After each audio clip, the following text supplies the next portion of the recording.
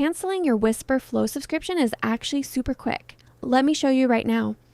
Open Wispr Flow and click Settings on the left side. And on Mac, that's in your menu bar. On Windows, it's right in the app window. That opens Settings. In the sidebar, under Account, click Plans and Billing. You'll see your current plan right here. Click Manage Subscription and it'll pop open a billing page in your browser. That's where the actual cancel button lives. On this page, find your plan and click Cancel Plan. It might ask why you're leaving or try to offer you a deal. Just confirm and that's it, you're canceled. Here's the part people worry about. You don't lose access right away. Your Pro features stay active until your current billing period ends, then it quietly drops you to the free basic plan.